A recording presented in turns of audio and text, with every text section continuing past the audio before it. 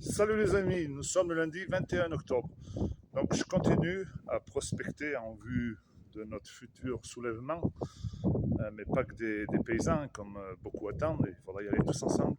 Donc hier, j'ai appelé deux généraux, pour ne pas les citer, M. Delaware et M. Cousteau. Donc ils partagent à la virgule près mon analyse, aussi bien nationale qu'internationale. Donc ils me soutiennent, ça va bien. Mais je pense que le soutien ne va pas que suffire. Il va falloir que tout le monde montrons les muscles. Donc je continue mon petit bonhomme de chemin. Et bien entendu, il y a beaucoup d'agriculteurs qui m'appellent, encore hier. Les agriculteurs qui se sont fait encore arnaquer avec des personnes susceptibles de les défendre. Ça, c'est le grand problème d'aujourd'hui. Ils sont plus défendus même par les chambres d'agriculture, même par leurs comptables, parce que le seul mot qui vient à la bouche de ces pseudo-défenseurs, c'est redressement judiciaire. Et on sait très bien que quand on tombe là-dedans, on a 10-15% de s'en remettre. Donc j'appelle à tous ces agriculteurs qui ont des terribles problèmes financiers sur l'exploitation de faire des sauvegardes. Voilà. Il faut que vous voyiez avec votre notaire et prendre un bon avocat fiscaliste. Éviter de tomber chez les mauvais. C'est pas toujours évident. Et l'avantage qu'il y a, c'est pour ça que personne n'en parle, c'est que les prêts, il y a eu des fois des prêts à la consommation vraiment très très haut en taux d'intérêt. L'avantage, c'est qu'avec ces sauvegardes, il n'y a plus d'intérêt sur les futurs prêts. Le but de la sauvegarde, c'est d'étaler la dette. Donc la personne en question, hier, il est vraiment près à la gorge, mais ses emprunts se terminent en 2026 pour les plus gros. Donc il suffirait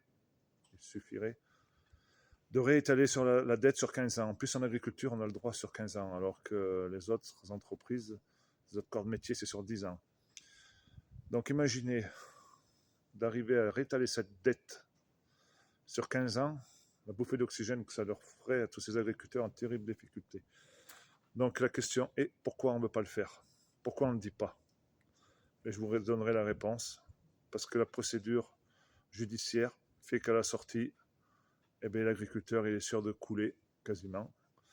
Et donc ces terres vont partir aux petits copains de la FNSEA, enfin les grands copains là-haut en haut, pour l'agrandissement. Voilà.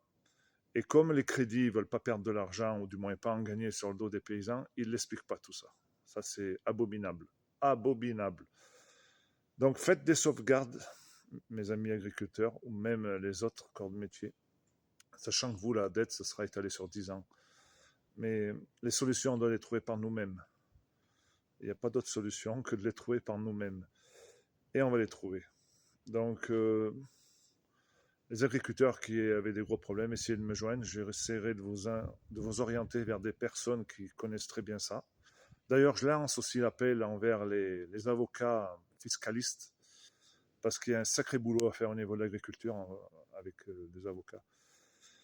Voilà, je sais que c'est pas donné, mais souvent dans les contrats d'assurance, eh ben, il y a ce qu'il faut pour pouvoir payer l'avocat. Je ne vais pas vous dire de le prendre tous les 8 jours, que ça va être payé tous les 8 jours, mais les agriculteurs, on n'est pas des procéduriers. On est juste des gars qui travaillent très dur, sans relever la tête, et quand on relève la tête, c'est trop tard. Donc c'est rare qu'on fasse des procédures judiciaires. Donc là, il faudra le faire dans certains cas. Et il ne faut pas attendre d'être trop dans la merde. Ce que mon copain m'a expliqué, il faut vraiment que les gars le fassent le plus tôt possible. Et ça permet, avec les fournisseurs de matières premières, les crédits, de devancer la grosse problématique qui, après, sera redressement judiciaire. Donc il faut prévenir ce gros risque.